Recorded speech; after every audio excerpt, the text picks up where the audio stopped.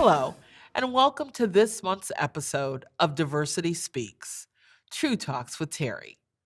I'm Terri Howard, Associate Vice President of Diversity, Equity, and Inclusion at Herzing University.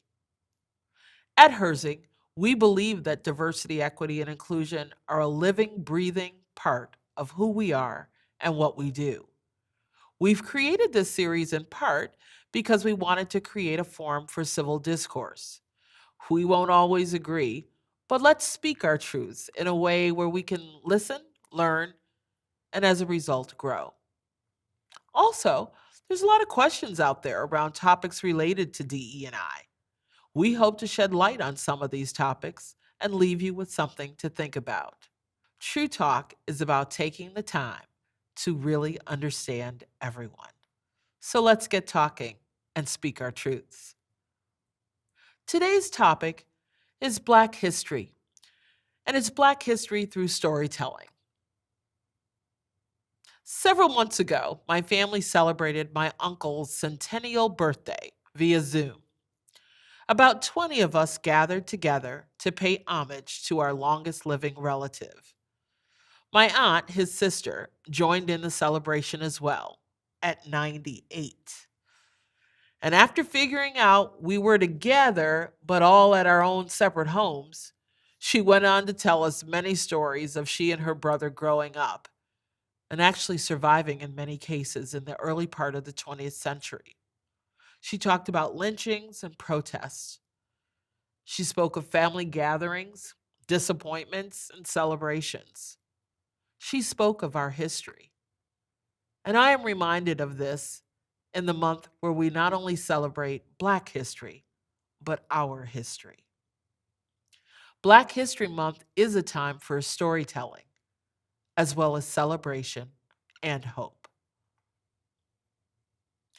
Telling stories across generations is entertaining and commonplace for many people. This is why Black History Month and the awareness it brings is something everyone can relate to. Oral storytelling has rich African origins.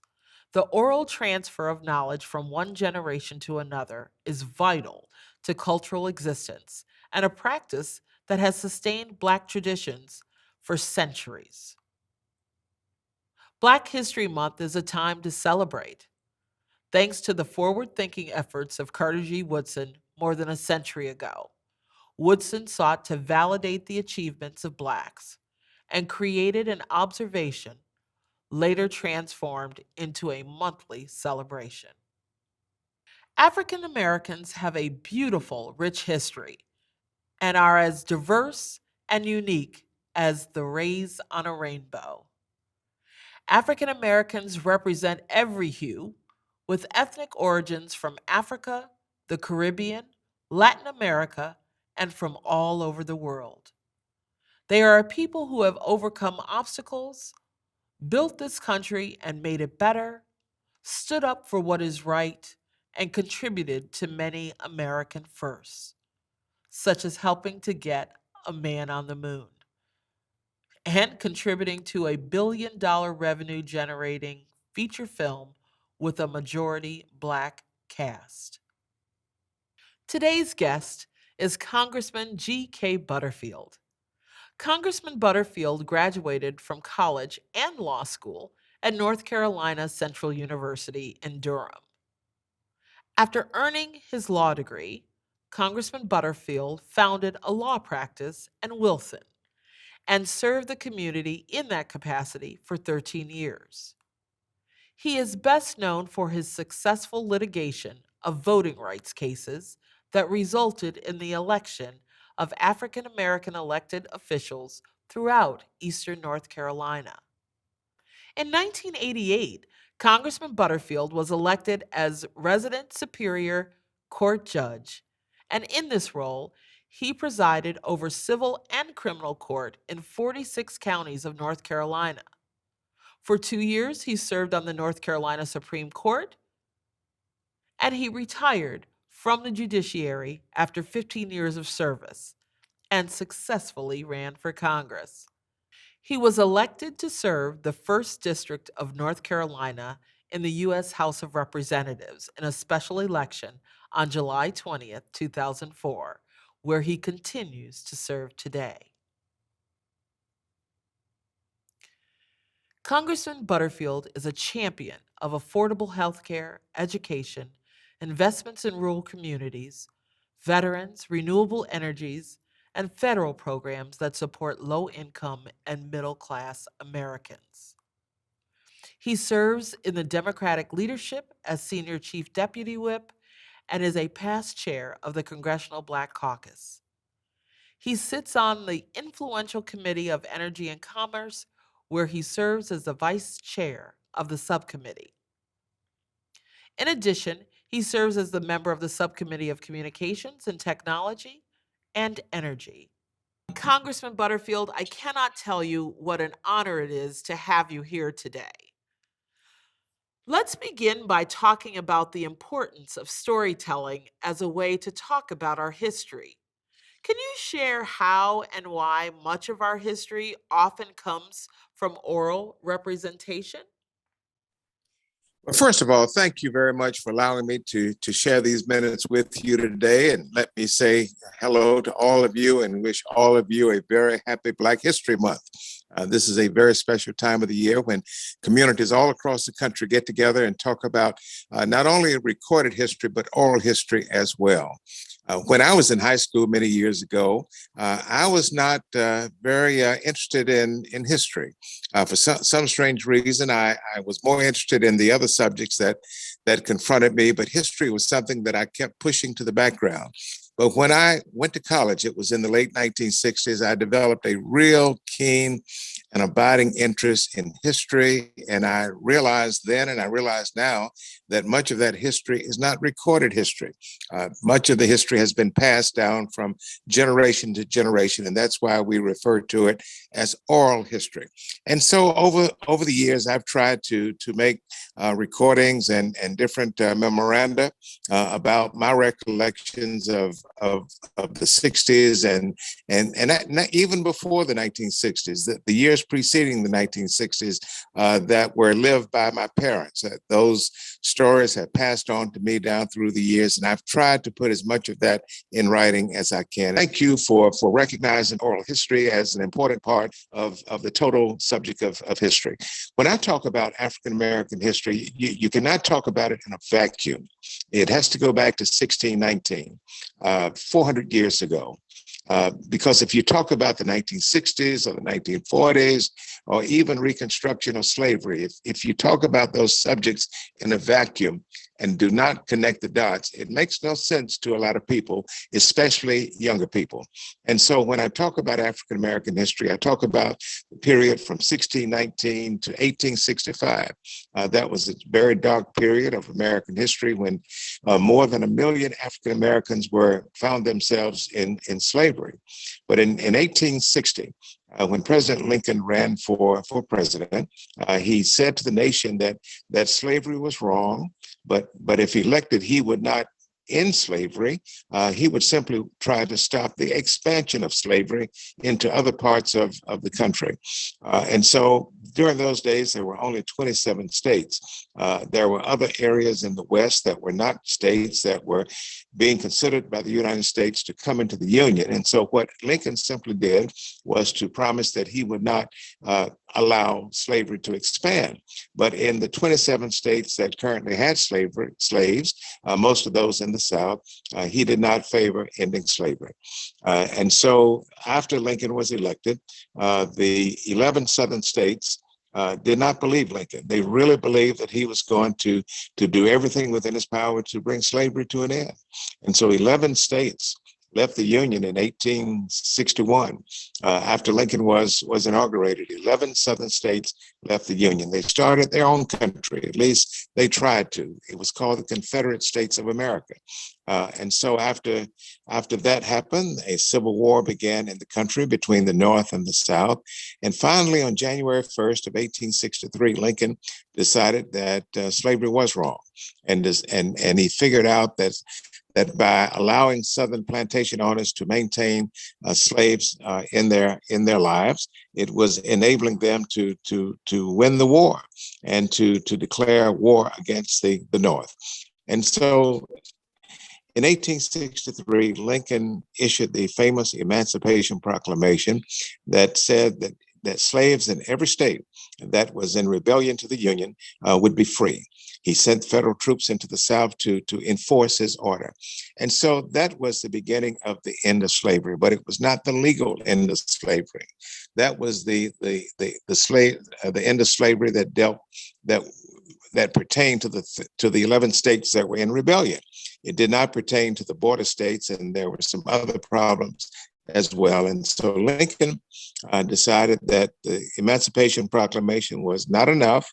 And what he did then was to propose a 13th Amendment, adding it to the Constitution.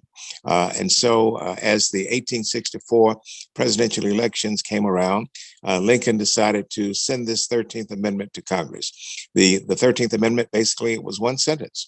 It basically said slavery could not exist in any state whatsoever. And so the 13th Amendment was finally ratified passed by the Congress in January of 1865, and it was ratified by the total number of states. I mentioned a minute ago there were 27 states. Actually, there were 36 states. But in order to ratify the amendment, it took 27 states in order to make it legal. And so having ratified the 13th Amendment, 4 million slaves are now free. Those slaves had very little. They had no assets. They had no property. They had very little money. The only thing they had was faith in God and faith in their country. Faith that someday, somehow, lives would be improved and families would be reconstructed and families would be allowed to achieve the American dream. And so during that period, it was called Reconstruction, and it was a glorious period. And great things happened during the years between 1865 and 1900.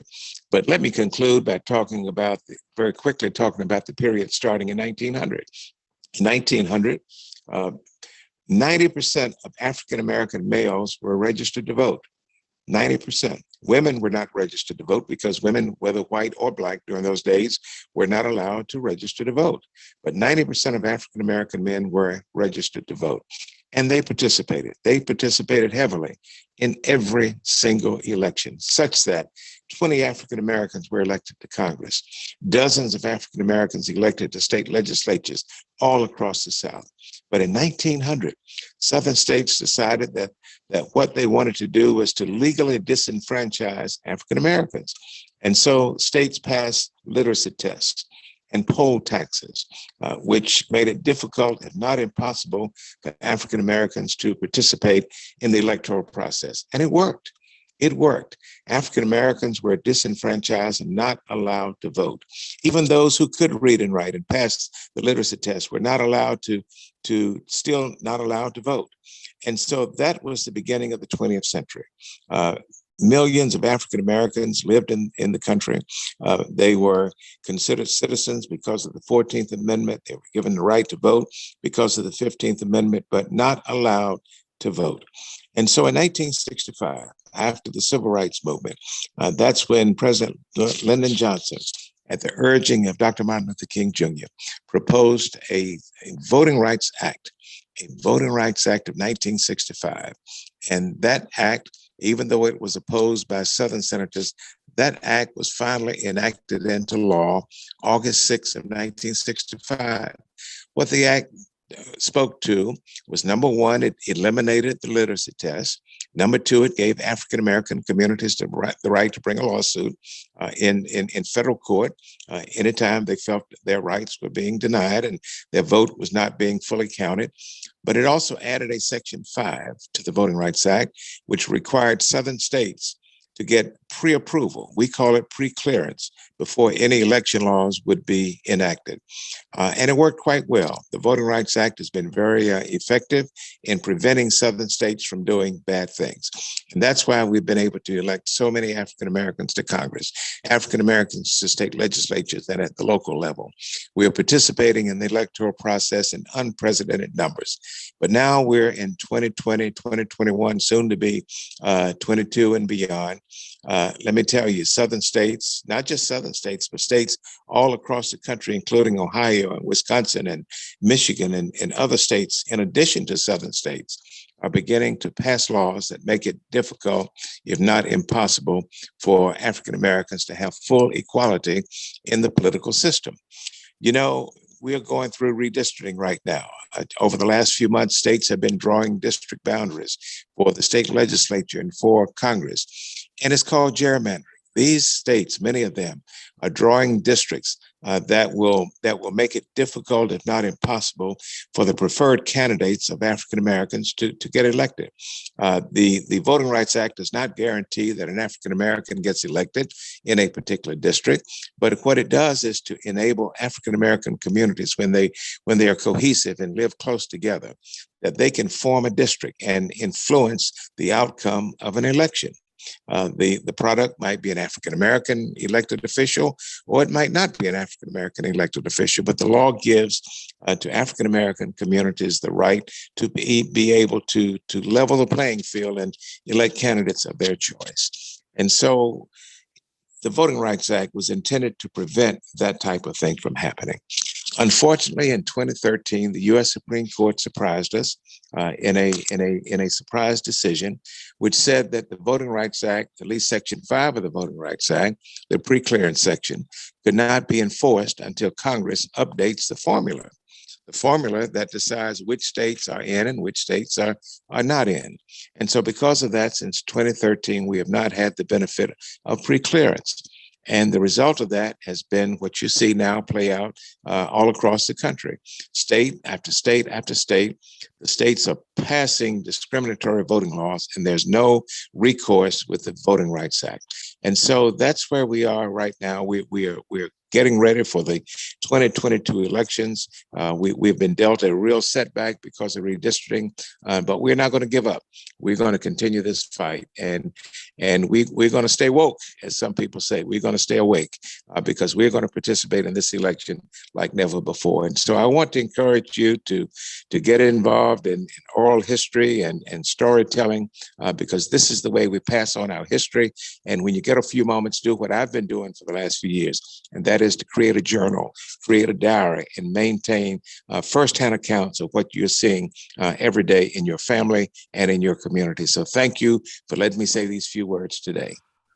Gosh, that was absolutely fantastic, and so much more than you might learn in a history book or even in a history class. Um, Finally, Congressman, before I let you go, I just would like um, to ask you if you have any additional parting words before you leave us regarding Black History Month and the importance of knowing our history. Yes, 2022 is a defining moment in American history. And I won't turn this into a political program this morning. That's not what this is all about. Or should I say, I'm not turning it into a partisan political program this morning, but I will make it political. We've got to vote. I'm not going to tell you who to vote for. You obviously know the issues of our day, but you've got to participate in every election that takes place in your community. And that includes the school board, the city council, the county commission, the board of supervisors, state legislators, sheriffs, mayors, all of the elected officials, governor, Congress, United States Senate.